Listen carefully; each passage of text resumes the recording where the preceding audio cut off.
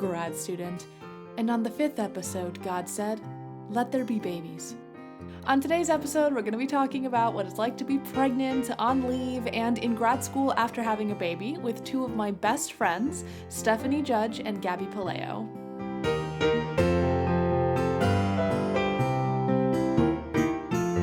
Hello, listeners. Welcome back to Dear Grad Student, the podcast where grad students can come together to celebrate, commiserate, and support one another through this long and difficult journey.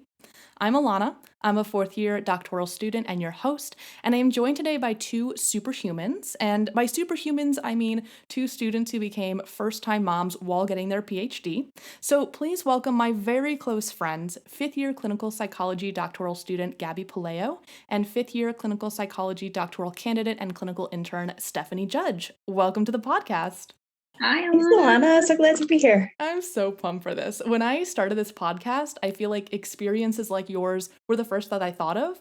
You know, there are some resources out there and perspectives on what to do if you want to have kids, if you have kids in grad school, but I don't think a lot of people talk about it. And most advice I see is like, wait till it's postdoc time or wait till the tenure clock starts. And I got to imagine that you guys probably experienced the same thing. Where was the info?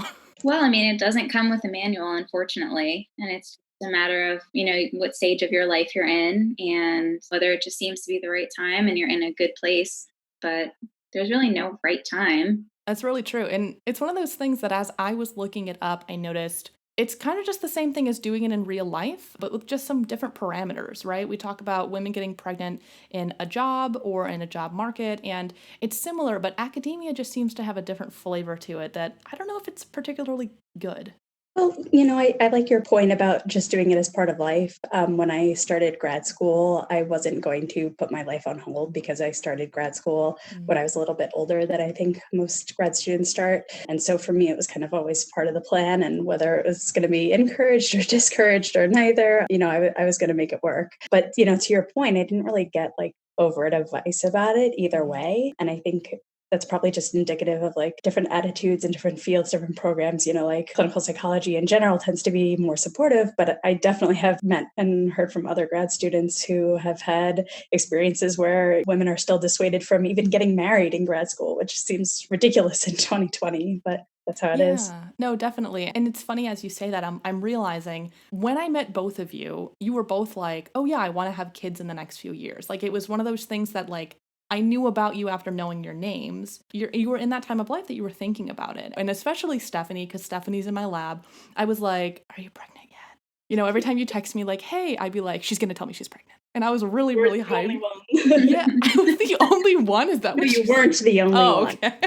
I was like, oh, you're really going to call me out for being the weirdo? Okay, that's fine. No. Quite the contrary. Well, and Gaby, I know too that that was something you were really excited about. And when Gaby found out she was pregnant, actually, it wasn't even when you found out. So Gaby had twins. And when Gaby found out she had twins, she came right from her appointment to where the center that we do therapy. And she's like, hey, I got to talk to you. And we walked down these stairs and I was like, Gaby, I swear to God, if you tell me it's twins. And she just goes, it's twins. And I started crying hysterically. I couldn't even have a conversation. So it's not dramatic of me to say that I am very knowledgeable about you guys wanted to have kids and your pregnancies. And I'm just really excited that you're here.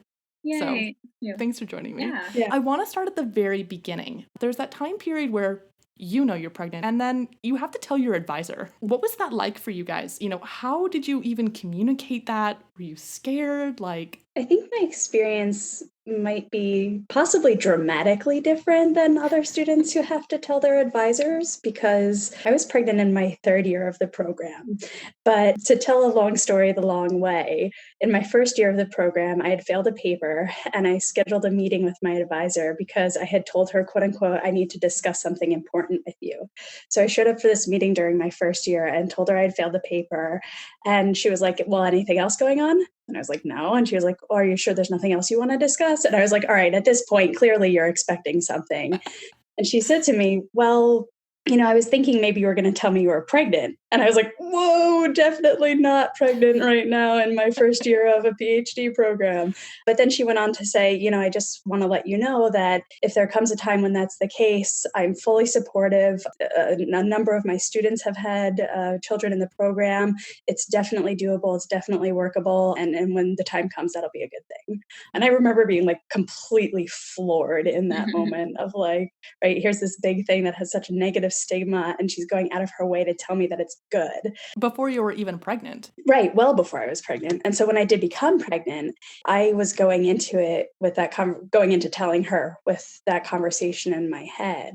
And I mean, I was still nervous, right? Because you're always going to be nervous telling your boss big news. But I went into it kind of with the conceptual background of like, okay, she's going to think this is a good thing and be supportive of it. So I told her, and of course she was supportive and happy for me. And, like she said, it was a good thing and we made it work. And Gabby, what was it like for you? I mean, I think in the back of my mind, I know both of you generally had really good experiences with it. And so I know that maybe this isn't representative of everyone. I know there are probably people out there who were like, shamed by their advisor or they didn't accept it, but I am kind of happy to share that there are positive experiences telling your advisor. So Gabby, what was it like for you? Yeah, definitely. I mean, my advisor and I have a really good relationship. And one of the things that I really love about her is that she has a great work life balance. And that's something that I've told her from the very beginning of my time in the program, that it was important to me to also have, my personal life blossom in the same way and have a good balance as well. So I knew that it would be something that she could work out with me. But, like Stephanie said, it's nerve wracking to talk to your advisor about it.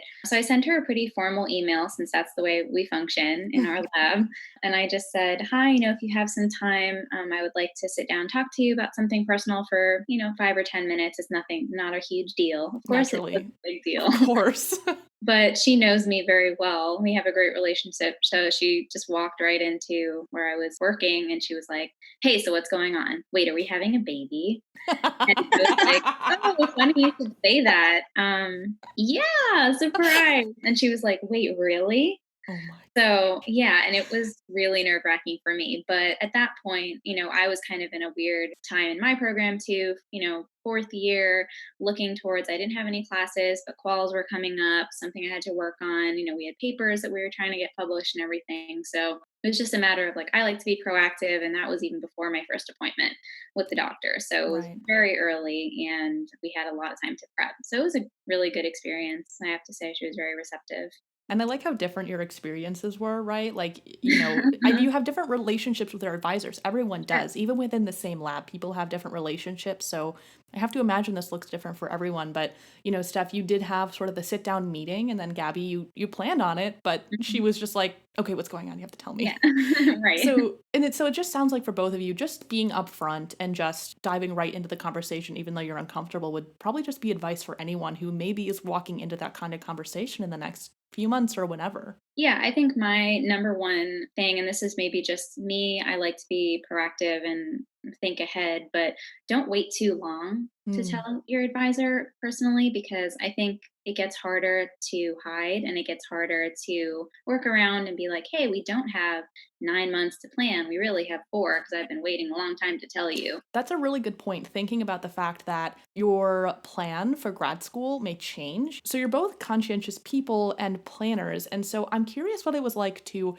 plan, when you were going to give birth, what that meant for deadlines, what that meant for papers and quals and all of that. And I know the story is different between the two of you. So I would love for you guys to share what that was like. So, man plans, God laughs, Right. But we did try somewhat to influence when our son would be born and had some luck doing that. And Matthew Ignatius was born at the end of May. And so, I think I kind of looked at, I'd been shooting for a little bit earlier in the semester, hoping that I could kind of get in an extra month of leave, planning to take off the summer. But he arrived right on Memorial Day weekend. And so, it did kind of work out really well and pretty easily for me, because I was able to just sort of officially take the whole summer as my leave. And then coming back in the fall, I had another incredibly supportive mentor at my practicum site who basically said, take as much time off as you want. Let me know when you're planning to come back. And when you do, I'm happy to support whatever accommodations that you need. And I think one thing that I was thinking about a minute ago in talking about like making plans and when to tell your advisor and share the news with people is that I think it's also helpful to share it earlier rather than later because you're going to need to get in the habit of asking for accommodations that you need. And it's better to practice that sooner rather than later because that's going to be your life going forward. And like not for a limited period of time, but like, you're going to have these kids the rest of your life. And there's going to be times when they get sick and you need to ask for flexibility with your schedule and that kind of stuff. And so it's just like better to get in that habit earlier, I guess. But anyhow, I think going back to like the idea of like planning and how the schedule changed. For me, I was willing to kind of say like, here's the pace at which I work normally. I know that's going to change. So I'm going to give myself the summer that I've planned for maternity leave as like the buffer zone to try to see how my pace of working is going to change and how quickly I get back to whatever I think my normal pace going forward is going to be. And that was super, super helpful for me. My pace ended up slowing a little bit, but not that much. But, in the spirit of full disclosure, I wasn't like this super highly productive research outputter beforehand. And that was okay with me. So for me, it ended up not really changing that much, but giving myself the time to figure out what it would be was really helpful. I really like your point about what you said regarding asking for accommodations, right? And the fact that you pointed out, this isn't just, oh, when I'm pregnant, I'm going to need to do this. And then it's going to go back to this sense of like normal that I have now. And I did think it was that way when I was pregnant. I'm sure. Like, I thought like, oh, the pregnancy is going to be tough and I'm going to need certain things. And like, boy, was I in for a rude awakening after I had the baby. Well, and I feel like PhD students, we try to be quite independent and in charge of our journey with this. And this idea that, hey, you are going to be that way and that is your natural way. And you're going to have to get really used to asking for accommodations, which can be really uncomfortable when it's drilled into our mind.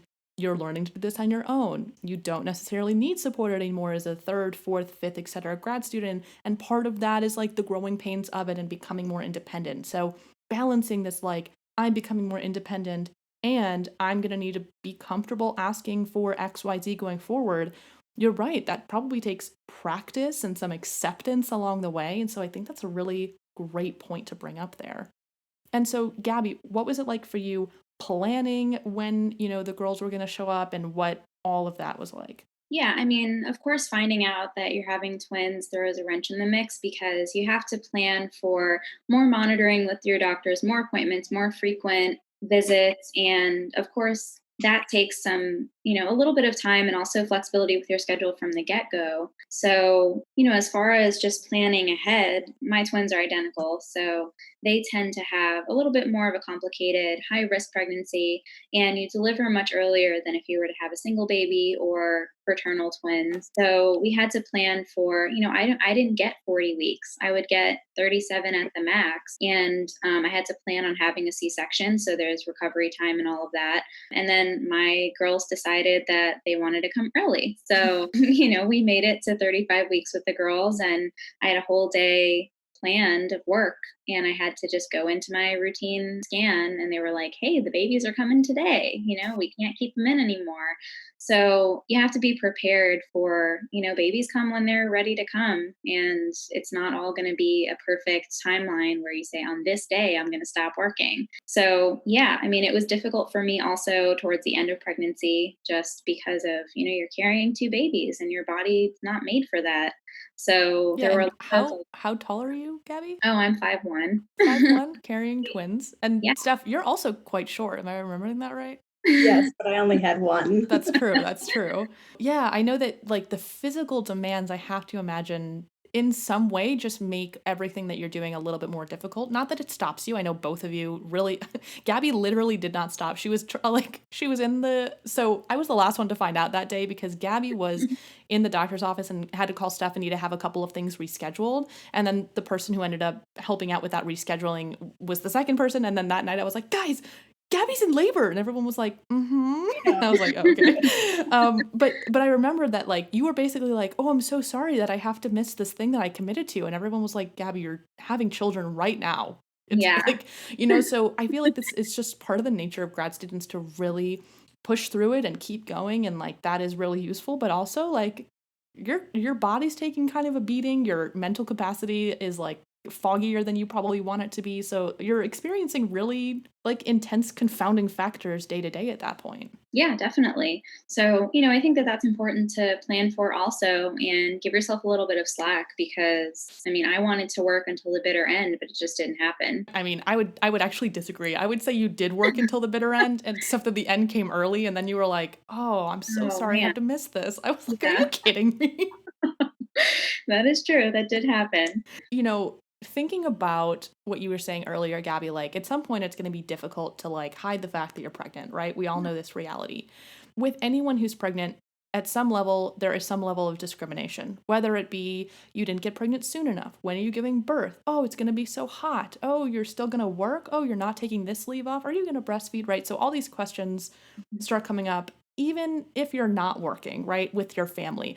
But I'm curious if either of you had any kind of issue with that in terms of like being a grad student and being pregnant or being a grad student. I mean, we can talk about that kind of discrimination with kids as we, you know, pass on over here to talking about the after of it. But did either of you struggle with that? What would you say to someone who maybe is struggling with that? I think I was definitely like falling on the extreme tail of the bell curve of discrimination, and that I experienced nothing.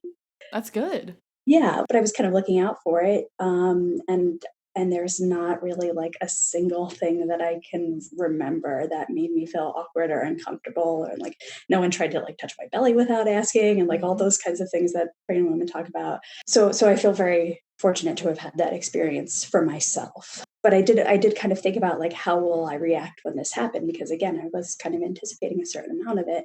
And I think for me it just kind of goes back to this idea of like asserting your needs and this kind of same concept of asking for accommodations, but it's not really an accommodation, of just putting up a tough skin and saying like, this isn't the 1950s where women are expected to be home, right? We've gotten to a point, a wonderful point, where women are allowed to choose for themselves what goals they have and how they pursue them. And so you don't have to like the goals that I've chosen, Right. but this is what I'm doing. Right. There's no consequence for you. And so I'm just going to do it how I'm doing it. Thanks. I love that, and I feel like there's somewhere out there our department head is like, what a wonderful shining review of how wonderful our department took everything. It's probably like, that's I mean, great. I have to say that would be true. Like Yeah. my experience with our department and even our university more broadly was exceptional. And at some point we'll talk about this too. Both of you were able to keep funding, and that was able to be very flexible, and that was a priority for both from your mentors and as well from some, higher ups within our department and university. So again, we know that this isn't everyone's experience, but I do hope that this can be something to say that this is possible, right? It doesn't have to be all of the horrible stories you hear too, even though those are valid and we know that those happen. And so Gabby, did you experience anything like that? I'm curious if you have any stories. I would I think my experience is similar to Stephanie's in that I wouldn't necessarily say discrimination within like our work environment or our practicum sites or anything like that. But I think it's important to remember, to Stephanie's point, that the choices that you make for your life are your own and you have to definitely develop a thick skin about it. But there are going to be people who are saying, well, you should have finished school first and then you should have gotten married and then you should have done X, Y, and Z things and then had kids. But we're in a position where a lot of women in grad school are already approaching that time in their life where, oh, it's time's running out to really have children or, establish a personal life and a family. So this may be the most flexible time. And I think that's something that my mentor is very open about, that it is kind of harder once you enter the job market to just be like, hey, thanks for the job. I got to take some time off to have a baby now. So while it may not seem ideal to people who are not in school or are kind of foreign to the idea that you can be flexible, this might be one of the better times if you're really thinking about putting your ducks in a row. Yeah, and in a very literal sense, you have two ducks. Yeah. That's right.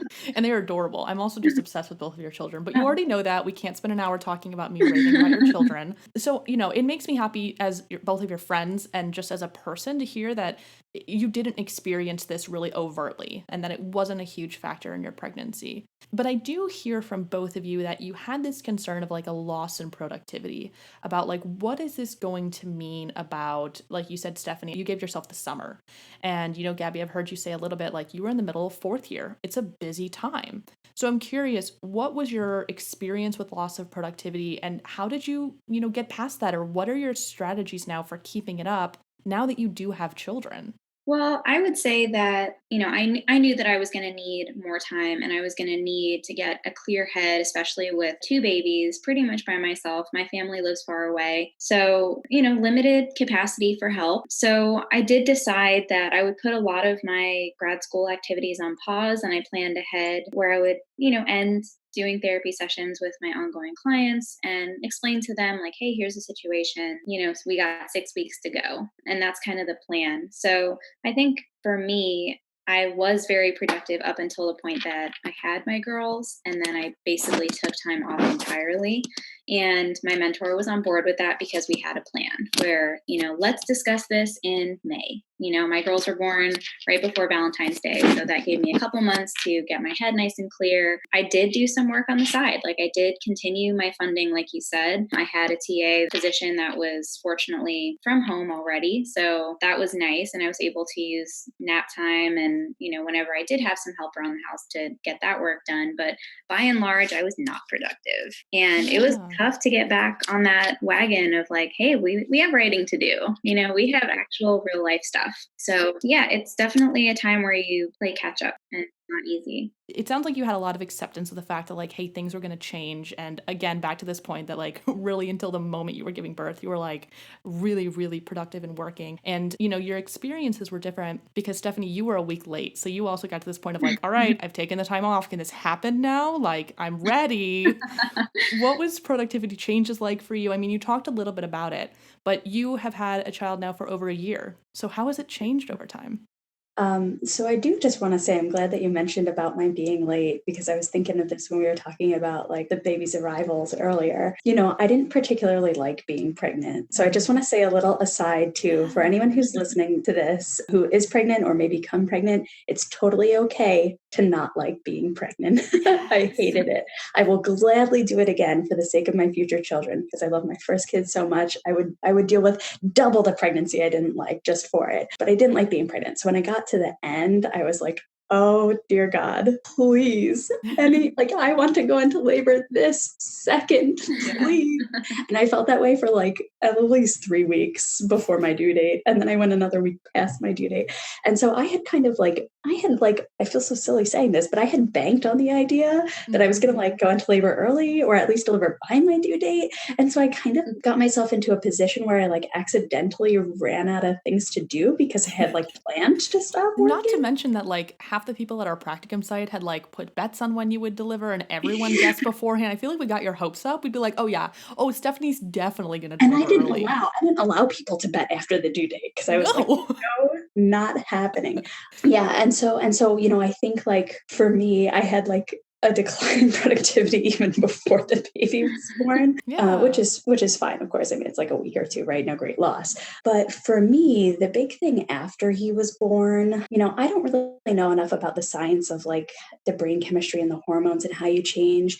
But like, oh man, after he was born, my brain, it was just like, I don't know, totally gelatinous. And it took a very long time to recongeal. And when it did, I think the structure is totally different than what it was before I had a baby. So for me, especially like I would say even in like the first up to like 8 or 9 months, really, I simply could not work effectively if I was with my child because I just always felt this incredibly strong pull to be like giving all of my attention. And I was really ineffective at splitting my attention. So for me, daycare was like basically salvation. And it's hard for me to like value daycare as much as I do. That's a weird thing to say, but my parents are almost like 2 generations older than me, really. And so I was raised by parents who really felt strongly that children should be raised in their homes by their mothers. And like to this day, right, my mom tells herself that daycare is nursery school because then at least it's like school and it's educational. It's not childcare, which a mother should be providing. But for me, that is what allows me to be both a mom and a grad student and allows me to be productive at work. So that way, when I'm not working, I can focus exclusively on my child. But there is a price tag on it. There's a big price tag on it, but I can't put a value on what that gives me personally. And, with COVID, right, it was like a total game changer because I didn't have that. And I had to try to do, both mom and grad school. And that was incredibly challenging. And, I did a lot of momming. I did a little grad schooling, and now that daycare is reopened, I'm just as grateful for it now as it was when we first decided to send him after he was born. So that's how I'm productive. Yeah, it sounds like the ability to have that boundary at least for a couple hours a day, you know, not including weekends when you maybe have to sometimes work when he's around. At least I know when you were writing your F, you had to. That was just like no Yeah. other option. But it sounds like the ability and sort of the privilege to build that boundary was really helpful so that when you were with him, you were able to devote all of your time and energy. And that was really rewarding and sort of made up for like, this is how I can rationalize it. Because look at how much more connected with and present I can be with my child because, you know, I've done what I need to do for everything else in life at that time or mostly. Definitely. Yeah, no, absolutely. And and I do just want to say too that not only do I value daycare because of the fact that it gives me that time that I need to be able to prioritize grad school, but I also think it gives my son a lot of opportunities that he doesn't have just spending the day with me in the home, right? Like Mm-hmm. he's much better at interacting with other children his age than he would be if he wasn't getting that kind of exposure. You know, they do activities with him that are different than the ones that I do at home. So he's getting double the exposure to sensory, and gross motor like skills and things like that. So I really do love it. Yeah, but it was really hard for you to find a daycare, though. That was a whole song and dance for you, if I'm remembering. And, right, we're grad students on limited budgets. I'm thankful to have a spouse that has a full time job, but our income is still limited. Of course, it's going to be anytime there's a grad student in that pairing. And so we were looking for one that would be affordable and also provide good care because there were a couple that were affordable, but kind of like, ooh, I don't know how I feel about this place, which I'm sure it was fine, right? Like the state certifies them all. But yeah, finding a daycare was difficult, but also doable. I will say, like, our university does have a couple like subsidized programs with some local daycares, but the discount that they offer at those particular places still meant I would have been paying more than the Mm. place I ended up finding. So it works out. But I did want to say one other thing about the kind of productivity element, and you had mentioned it, which was when I was working on my F and needed to get in some work time on the weekends. But the whole idea of like planning, it was really helpful for me to talk with my spouse about how us having a baby together was going to change our life because of the expectations that are on me for being productive at school. And I am super, super thankful to have a spouse who is just 100% supportive and willing to take one for the team more often than I feel fair asking for it. And so, yeah, my husband frequently, for like whatever it was, the 3 month period that I worked to really crunch it out, had our son on the weekends and would do, right? They had like a guy's day. Mm-hmm. Him and his 9 month old son had a guy's day, every Saturday for like 3 months. And I would go into my practicum site where I could have the building to myself on a Saturday and just work. And I'm thankful for that. And I think for me, it was the daycare pieces and also the support, the ongoing support of my spouse. Back to my comment on superhuman, because you wrote an F in 3 months, 9 months after giving birth, but that's fine. You just keep doing that. I'll just be here talking about I'm not research productive enough. Okay, Steph. But Well, the trick anyway, is to get it funded. the trick is to get it funded, but to write it is where the time comes in. So I'm going to call a little bit Yeah. of BS on that. You did it. You did it. It was a sprint for sure. Yeah, yeah. Well, and everything in grad school, even though you're like, you have 5 years, you have time, you're sprinting the whole time that you're running the marathon. Yeah. This is Yeah. true. It's like a relay that you run with yourself. Yeah, and the track doesn't end. Right. There's a PhD somewhere at the end, but we don't get to see it until the day of, and then we can grab it. But then we had to go on internship. Anyways, I can't even, That's depressing. I can't get started. Yeah. So, Gabby, when you had the girls right around Valentine's Day, we're talking Valentine's Day 2020, which was about 1 month out from like the world shutting down and the pandemic. What was that like? Because I can't imagine that that's going to be like anyone's experience who didn't give birth in February of 2020. Yeah, so I think that one of the things about motherhood that a lot of people don't talk about is that it can feel really isolating and it can feel lonely sometimes, even if you have supportive family or, whatever it is. But with my experience, because my girls were, premature, it was the middle of flu season, we were advised strongly, stay home, keep your baby safe, don't see anyone that you don't need to be seeing, and, stay home. It'll be over in a couple weeks. Give them 6 weeks to get their little bodies and immune system strong. And then I brought the girls home and they were, in the NICU for some time. So they were home for about 2 weeks and then the world shut down. Yeah. So that was tough because, you're home by yourself. My spouse started working again. And like I mentioned earlier, my family's far away. So it was basically just me and newborns. And we were home and I couldn't take them anywhere. Everything seemed so dangerous and it was uncertain. So that was a very strange time. And it continues to be a strange time. I mean, my girls turned 6 months old yesterday. And, So cute. yeah, and it's just so And it's still crazy. COVID. Yeah. COVID is still here, and they've been very few places in their life outside of the home. So it's part of the experience of having a baby is walking through a store and everyone's like googly eyed, oh my gosh, babies, oh my gosh, twins, and we've not had that experience. Oh, So it's very strange, and I'm so thankful for FaceTime. yeah. Like, hello, that's such Yeah. a crazy thing that you never thought would take off. And Zoom, all of these platforms that enable you to see your family and spend time with them. And I mean, my girls know their grandparents in New York because of FaceTime. I feel like I keep up with your girls because of Snapchat. Like I just like live for like what you're posting of them. And it's strange because for both of you, I was so excited when you were pregnant and having kids because as you both know, I really want kids and I'm just not in the place of my life where I'm trying to do that yet. So I was like living vicariously through both of you. As you like Stephanie, I was like, "Oh yeah, Stephanie's 36 weeks and 4 days tomorrow." Like I would know where I was just like also have just like a scientific interest in it, so that was also part of the Sure. passion there, but I was really excited when both of you were pregnant and when Gabby gave birth, I remember Gabby like I was one of the only people you knew with a flu shot, so I was also like I'm going to get to meet them and I'm going to hang out with them cuz I got a flu shot. And then you're right, everything shut down and the plan was like when it's spring break, we'll, go kind of meet them. That's And right. then we couldn't. And I've only met the girls once and I went to your house and I was wearing a mask the whole time and it was sad that that had to be the experience and that it continues to be whereas like I've babysit Steph's baby and like I've hung out with him still not as much as I want to, but it's a really different experience that as a friend I'm like I feel bad because all I wanted to do and kind of still do, I'm still in it, I'm like I just want to obsess over your babies all day and also take them off your hands for a little bit and that isn't anything that you like get to enjoy either, which is like Right. makes me sad as a friend. Yeah, it's definitely been hard, but I will say possibly the benefit of it, and twofold because I do have two babies. Now they're at Mhm. an age where they can entertain each other somewhat. So I can kind of put them down to play, and now they're a little bit more aware of each other and they'll play quietly together. So that takes a little bit of the burden off me.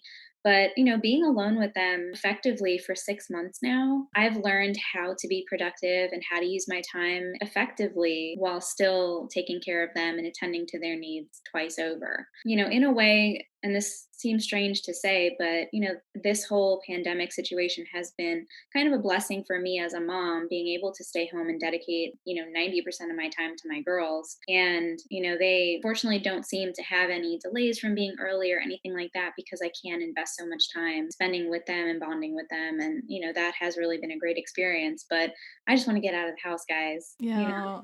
And that's something that I actually remember talking to Stephanie about, right? Because when everything went down with this for you, Stephanie, it was like you had just finished the F or you were no, you were in the middle of writing it, right? I had pretty much finished writing it, but I was defending it as my qualifying exam. And Right. so, yeah, it was about 10 days after our university shut down that I defended it as my qualifying exam and then incorporated feedback to submit it for the April 8th deadline. That's right. Yeah. So you were like polishing and it was all the little nitty gritty and the defense Yeah. part of it, all of it. And you also were sort of preparing to start a clinical internship as well. And so thinking about the timing, I remember texting you at one point and I was like, all of this is awful. But a little part of me is like, Stephanie gets a lot of at home time with her baby and he's not even a year. And so it was like a lot of anxiety and stress and it did slow down your productivity. And also, I think you got to be there for his first steps and you got to like be there for little things that maybe you would have missed. So I like to think of that little silver lining when I think about how awful this has all been that I'm like, there have been like some small good parts of it. Yeah. So the interesting thing about COVID for me was that at our practicum site, I was also on the telehealth team that got our entire remote operations up and running. Yeah, Stephanie was like directing our departmental clinic the year, like, no, months after she gave birth to a baby. you were just a rock star. You're both rock stars for the things that you were able to do after having kids. Well, and again, right, like I just cite the good support that I had because I wouldn't have been able to do it without that support. But we were getting the telehealth stuff up and running, and so I actually felt busier than ever, even though I was home. But it was a lot of like emailing back and forth, arranging things, stuff that I could do, when my son was napping or, whenever, right? Because you can answer emails like in between, giving the baby snack and taking him out to play or whatever. But yeah, Alana, to your point, like I did have him home, and even though I was maybe even some ways busier, it was such a remarkably wonderful stage for me to have him home because he did turn a year right in the middle of it again, end of May. And so we went from, right, him being propped up and sitting, but not even really able to crawl yet, to like walking, trying to run and falling down because he just couldn't move as fast as he wanted to. Oh, so Right, cute. the babbling and the jabbering and all of that happened with us getting to witness every moment of it. You're not And helping me want a baby less, Stephanie. oh You're not god, doing a good job. it's fantastic. Like, Oh. I just was saying to Gabby the other day when she posted about the girls being 6 months, that like 6 to 12 months is like absolutely one of my favorite periods. They're like peak baby, like right in that like 7 to 9 months range, where like their faces are the roundest and their little bodies are like the cutest and like punchiest little baby, right? Like it's Oh. like the best. And so, and like, right, we were at, like right at the tail end of that going into toddlerhood. And that was, when would I ever have that opportunity again? Right. Even To as a have like full-time working mom, whether you're in grad school or not. yeah, right. Like I do feel on some sort of weird cosmic level that I kind of lucked out. Yeah, and I've talked about this the same. My partner started nursing school in the middle of this and was supposed to move away for a year, and we got 3 extra months of him being home, and so there are so many negatives that a lot of people are dying, and this is a really scary time. And there's also something to be said that I think that it's okay to also say little things were silver linings through this. Sure. And continue to be. We've talked a little bit about, at least Stephanie, well, actually, both of you have talked a little bit about this like mom guilt. And I know about it, but I've never experienced it because, again, I'm not a mother. I just have cats.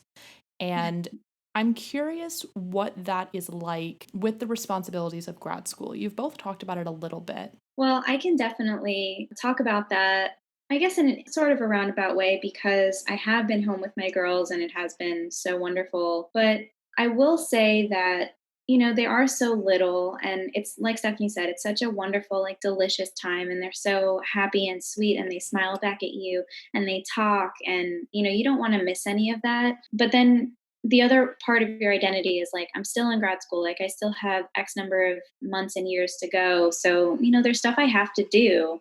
And it does take a lot out of you to split yourself back and say, hey, I need to let them play on their own for a little bit because I have writing to do, or I need someone to pick up the slack for me and watch them for a few hours so that I can take care of my responsibilities. And yeah, it makes you feel like 99% of your identity is mom, but like there's still that 1% that's like, hey, I have stuff to grind out and get done.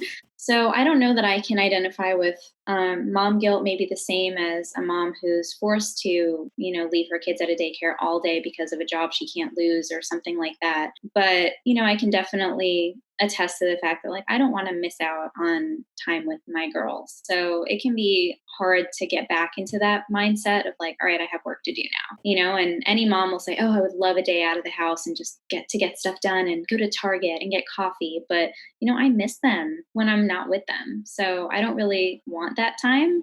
It's such a strange feeling to describe if you've never experienced that before. I miss my cats when I leave. I'm assuming it's not like that. I cried the first time we like went out of town and I had to leave my cats, but I have to imagine it's not the same thing. Well, your mom guilt is going to be pretty strong then. Oh, it's going to be, my mom and I talk about this all the time. My cats will literally like walk funny and I'm like, they're dying. And my mom is like, you can never have children. I'm like, no, it's just fine. I'm just going to be this way. And that's who I am. And that's fine. I think for me with the mom guilt part, I said earlier that I started grad school a bit later than I think is the norm for most people. And when I did start grad school, I was coming in having worked professionally for a number of years. And as you both know, I have so many hobbies that I need another one, like I need a hole in the head. Oh my gosh. I've talked about this a little bit. I'm going to start having mini-sodes where grad students come and talk for 10 or 15 minutes about the hobbies they're doing, because I Love never it. knew what hobbies to get into. And so I'm just going to like talk about things that grad students do as hobbies. But anyways, you're going to be on there because you have 50 million hobbies. Like if I want to start a new one, I'm like, let me check in with Stephanie. She probably knows about this thing. I do all the hobbies. But the point of that was just to say that I felt like I had a pretty like fully formed identity before having children. And I valued that for myself. And so when I had a child, I want that for my kids, right? Mm, So it's kind of like, I am your mother. I love you. You are my life. But I also have a life. mhm, And so, like, I want you to do my life with me, and I want to do your life with you. But they're mm, not one and the same for me. mm, So I don't really feel guilty about, like, when I'm not, I mean, I miss him. I miss mhm. him, and I would love to spend the time that I don't spend with him with him. But yeah, I don't feel, I guess, badly about not spending the time with him that I don't spend with him. And I think as I think about him growing up, I want him to be comfortable being able to do what he wants and enjoy it and not feel, necessarily tied. And I guess I kind of maybe think of myself as modeling that in some Mm. way, right? Maybe that's just a huge cop out. Like I'm like convincing myself of that to assuage mom guilt. No. I think it's valid, right? I think both of you Yeah. have different perspectives. You also gave birth at very different times in the program in your life, like with and without COVID, twins and not twins. Like everyone's going to look at this differently, and I think that's the point, right? You can be the one who does want to go to Target and you need that space, or you're just at least comfortable with it. And Gabby's at a place where like that's not where she's at right now, and tomorrow that could be different. And so it's like it reminds me somewhat of this grad school journey. We're gonna approach it differently, see it differently, feel differently about it, go forward with it differently. And I have to imagine that motherhood is somewhat similar in that. Yeah, so I kind of want to add maybe a different side to the mom guilt thing where everyone will always give you unsolicited advice Mm, about momming. And I think that, that happens in grad school too. Like, hey, you should totally do this first, or you should have this many clubs, or you should whatever. And, I think it's hard to stand your ground sometimes. And for me, it was difficult to like learn how to tell my mentor no to mm, something and take on too much stuff. But it's also okay as a mom to say, like, that's not my choice, that's your choice. Or, I'm making this decision for my kids and it's okay. Whether you encourage safe sleep or independent eating or, whatever it is with your kid. And, I think I'm that type of person that for a long time I would feel guilty about like not going along with the suggestions of other people who like obviously know more than I do because they've had mhm. kids for 30 years. But, being a parent, I think it's important like not to feel guilty or ashamed of the decisions that you make for your kids. Like the types of toys. Like people will criticize you for anything, whether you breastfeed or use formula or, yeah. Stephanie's making an amazing face right now that if we Yeah. were And recording this on video would be the thumbnail for this episode. I don't know if I'm allowed to say this, but can Montessori please just stop bashing like VTech toys? sure. Okay. Like, please. Yeah, and that's Strong the thing, opinions. like, there's a great balance, and there's so many extremes to parenting and parenting styles and mothering. It's like, if you don't exclusively breastfeed until your child is 2, then you're a terrible mom and you're not looking out for your kid, or how could you supplement and how could you be okay with that? And, oh, you only use light up toys or you don't use light up toys or whatever it is. And, you'll hear the gamut, but you just have to be okay with here's my limitation. I want these things for my child and I want these things for me and it works for us. So, like, unless you're going to come raise my kid and put them down for a nap and sleep and feed them and do everything, like, it's my decision. So, Yeah. the mom guilt, like it does come sometimes when, I have, for example, like, and I'm happy to talk about this, but, I have twins. It's hard to feed twins exclusively on breast milk. And they needed high calorie formula when they were born because they were under 5 pounds. Hmm. So, I got it from all angles. Like, hey, you're going to wean them off that formula, right? And you know what? It's not productive for me as a full-time grad student, as a full-time mom who's home with my girls alone a majority of the time to sit attached to a pump or to try to get them to nurse all day long. So, we combo feed and it's fine and they're happy and they're healthy and they're chubby and I'm okay with it. So, Yeah, they're thriving. Like, I think I remember saying that to you when they started getting chunky. I was like, Gabby, you did that. Like, look at them yeah. thriving. I mean, they're doing amazing for being like, I look at them and I'm like, no chance you were preemies. Zero chance. Well, thank you. They're very healthy looking, you know? Yeah, they definitely are. So, to any gal out there who's thinking like, I can't balance it all, like I just want to do everything perfect, like you won't. It's going to be what it's going to be and your choices are okay. I feel like the only thing I have a really strong opinion on is like vaccines. And I feel like for me, that is the only hard line of like, it's not very opinion based. And we don't need to get into that. But as scientists, I think most of us probably stand on that line with it. Sure. And I think you're right that like everything else, Mhm. are they eating? Are they pooping? Are they sleeping? Right. Great. Are they touching toys probably at some level, right? And so I love that point that you brought up. And I also really appreciate your vulnerability talking about like you have made choices people don't agree with. And as your mom, you're going to. It's like obligatory. Right. And becoming okay with that, it sounds like is just so necessary in order to be happy going forward.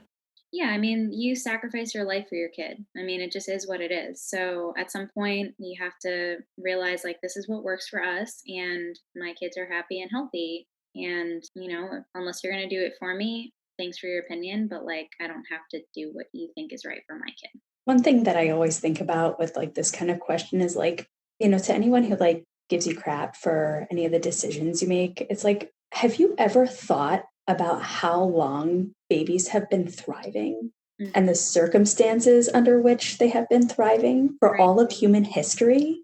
Like, Hmm. all you have to do is think about that for like 2 seconds, Yeah. and then you'll realize that my decision to use formula instead of breast milk is completely inconsequential. Yeah. Mhm. Yeah. So thanks. Duly noted. Yeah. Yeah, I agree. And also, we do rack our brains just because we don't post about it. Hey, I thought about, supplementing for 5 weeks before I decided I was okay with it, or I really did a lot of research about the best way to get my kids to sleep through the night, which they do. I'm going to pat myself on the back for that, As you should. but, I gave it a lot of thought. And just because people don't know how much you kill yourself thinking about these things and what you want for your child so they don't turn out like a little terror, that people don't want to be around. All of these decisions are big and you think about them a lot, and people like to attack, but they know the tip of the iceberg. So I think it's okay to just like no is a complete sentence, guys. It is. That's powerful. No is a complete sentence. Yeah. Put it on a t-shirt. It probably is on a t-shirt somewhere. Sure. Despite the wonderful experience I'm hearing that you both had with our department and with having kids, even though Steph, you talked about pregnancy being hard, and both of you are in what sounds like a pretty balanced place right now, where you have kind of figured out your strategies for work, your strategies for personal life. I have to imagine that it is still hard to do all of it. Can you tell me a little bit about like? Do you get overwhelmed? I mean, I can't imagine that all of this is as wonderful and beautiful as it sounds on the outside. Yeah, totally not a Hallmark card. There are Hallmark card moments, but there are also like anti-Hallmark moments. And, for me, again, I think it goes back to like whatever chemistry changes or hormonal shifts you have. Like, I had anxiety in my early 20s and have learned to cope with it very successfully. So it doesn't really affect me on a daily basis anymore. But in the early postpartum period, and I say early postpartum period, I guess really meaning in the postpartum period, because like Yeah. the whole, not just the early part, but Mhm. like even like for really, I don't know, maybe up to like the first 8 months or so, I would like really easily get angry, like Mm. not just like frustrated or upset, but like angry Mm. over like stupid little stuff, right? Like I would lose his shoe when I was trying to get out the door for daycare, and I would be like, yelling at the dog to get out of my way. And I'm like, this is like, first of all, it doesn't feel like who I am, because this is like a new change since I got pregnant and he was born, right? Because I'm not like prone to angry outbursts before that. And I think dealing with like these sudden rushes of emotion, like, and like when I would get upset, like feeling that stronger than I had ever felt it in my prior 32 years of existence in itself was distressing to me, right? So I would get really upset and then be upset that I was upset, and then be like, okay, but I still got to be at work in 20 minutes. So like, I'm going to just get out the door and deal with this Yeah. later. Well, and you're saying this too as somebody who is in clinical psychology. We know the skills and we're still prone to like, we know that when we're upset about being upset, it makes it worse. And yet we're And still yet it easily happens to prone us to too, it. because we're human. Yeah, for sure. So stuff like that was really challenging for me. And then I think too, I breastfed Matt exclusively until he was 6 months old. And then I did a combination until he was 9 months. And the reason why it was not, I'd been planning to do a combination of breast milk and formula until he was a year. But I was scheduled to travel to a conference and he was not going to come with me. So I had decided I was going to try to wean him before the conference so that way it wouldn't be a mess during the conference. And so that's how that happened. But I'm not sure that this is really substantiated in the science, but it seems to be consistent folklore among women who nurse their children that like your body stays bigger. Certainly your breasts stay bigger, right? Because you're producing milk. But I was like very uncomfortable oftentimes wearing the professional clothes that I was wearing because you're right, that was the year I was assistant director of the clinic, wearing the professional clothes and like not feeling good in my body. And it was frustrating to me that I was so distracted kind of by that all the Mhm. time. So that was like another thing that I was dealing with during that time, which, right, like I think objectively these things get thrown around as like it wasn't a big deal, but it affected me. But it's your daily lived experience. And so there's all these like joys and wonderful things, but then there's these kind of like underlying things, which I think maybe flavor the experience differently. And so, like, when I would get angry, that was nice because that would just lasted for like a couple seconds and then would stop. Like the body image stuff, that was kind of like just always there in the background in the undertones. And, it definitely like the joys of motherhood, the moments when they do start smiling at you, like you were just saying, Gab, when they babble their first like mama, mama, mama, right? That like totally makes it better. Right. So, I think the point I'm just trying to make is that the hallmark moments definitely outweigh the kind of anti-hallmark moments and tip the balance, despite the fact that those unpleasant moments sometimes do exist. To Stephanie's point about, having different body image issues and all of that, that's definitely true. For me, the way that you mentioned, Alana, that we are in psychology and that's part of our field. And, it's hard for us to even recognize some things that we go through. One of the things that for me and my girls, they were in intensive care. They were born early, they were small, they were hooked up to everything. And, they came home healthy and everything was great and they continue to be that way. But one of the things that was really hard for me is looking back at, pictures of them and videos of them when they were in the hospital. And I didn't really know that I was dealing with some trauma because every time I would look at their pictures, and still even now, like I would just lose it, really like completely break down. And it was just from like just looking at them.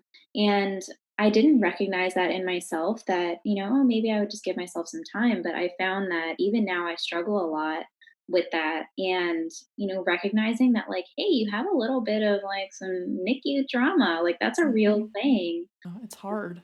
It is hard. And, I'm dealing with that. And I even mentioned it to my mom, and she was like, yeah, I could have told you that.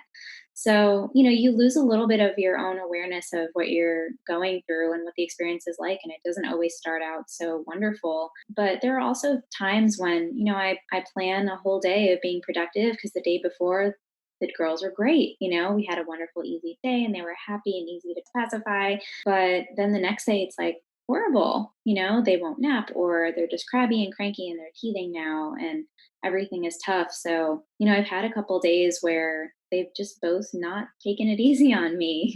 And, your significant other comes home or you talk to someone and you're just like, I'm really not having a good day. Like, this is really hard and I don't know if I can do it, but like, you can. So it's not always easy, but it is worth it.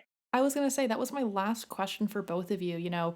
We've talked about a lot. We've talked about what it was like to be pregnant and talk to your advisor and deal with all the emotions. We've talked about after giving birth and changes in productivity and some of the big worries that I think people have going into considering wanting to be pregnant in grad school or thinking about trying to have that happen for them in grad school.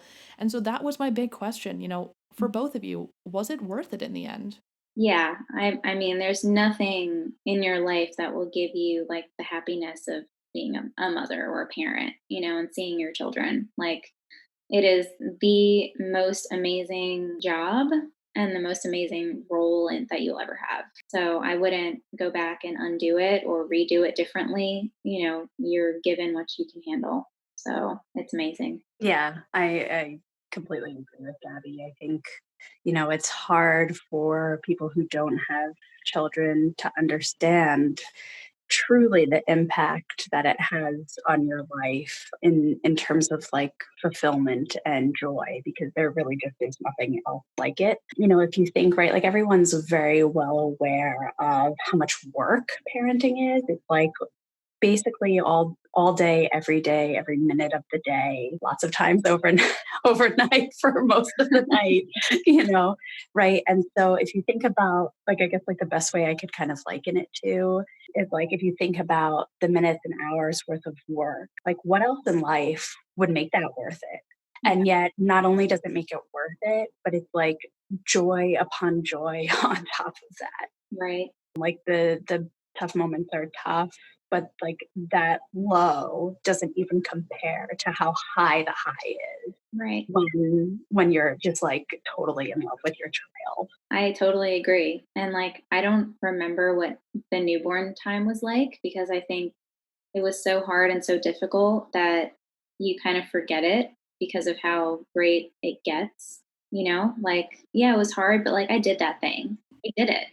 Oh yeah, you did. Now it's so fun and wow, like way to go. Yeah, there definitely needs to be like more research on what happens in the brain during like labor, delivery, and early postpartum, because if women were able to remember that valiantly, they would never have a second child. But luckily we don't.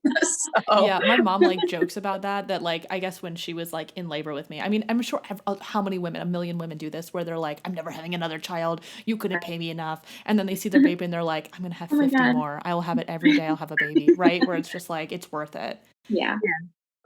Well, Steph and Gabby, thank you so much for coming to chat with me today. And I just really want to thank both of you for your vulnerability and for being so open and agreeing to be on a podcast that isn't live yet and that you haven't heard anything of other than me texting you asking for advice on things. And so I know that neither of you have an academic Twitter, which is fine. But if people want to reach out to you or chat with you about anything we talked about today, where can they do this? So I would be thrilled if anyone ever has any questions or just wants to connect and chat about mom life as a grad student. Please email me, stephanie.judge@uky.edu. I think Alana's also going to link my grad student page in the description for the podcast. So my information's on there. Please, please, please do not hesitate to reach out. I love connecting with grad students in general, potential grad students in general, especially mom grad students. Let's make it happen. Yeah. And to echo what Stephanie said, I'm happy to chat with anyone just about general grad school life or momming or all of the above. So you can email me as well. I think Elana will link my page and my email for you guys. So it's my first name, Gabriella.Puleo@uky.edu. And especially if you are a mom of multiples, I would love to talk with you. Twin momming, triplet momming, whatever. Love it. So definitely connect, reach out. We can help each other. Amazing. And yes, thank you guys so much. Everything will be in the description below. I also did find a couple of articles as I was prepping for this podcast episode. So I'm going to have a couple of links as well in the description that are additional, like blogs from moms and just like moms who have been in grad school. So if anyone is interested and wants to check that out, that will be in the description below. And listeners, thank you so much for listening, and I will catch you next time. If you're a grad student and you would like to be a guest on this podcast, you can find the podcast on Twitter at Dear Grad Student, or if you just want to connect with me online, you can find me on Twitter at Elana_Gloger. That's ELANA_GLOGER. And if you like what you heard, tell your friends, tell your cohort, tell those undergrads that you're mentoring. And if you can, please rate, like, and follow Dear Grad Student on Apple Podcasts, Spotify, or wherever you find your other favorite shows. It really does help the podcast out. And as a reminder, all resources, links, and everything mentioned in today's episode can be found in the description. And until next time, warmest regards, best wishes, sincerely, Elana.